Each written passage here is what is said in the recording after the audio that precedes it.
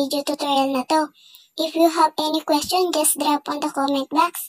And if you enjoyed this video, don't forget to like and share, of course. Don't forget to subscribe to my channel. Thank you so much for watching. Till my next video. Bye!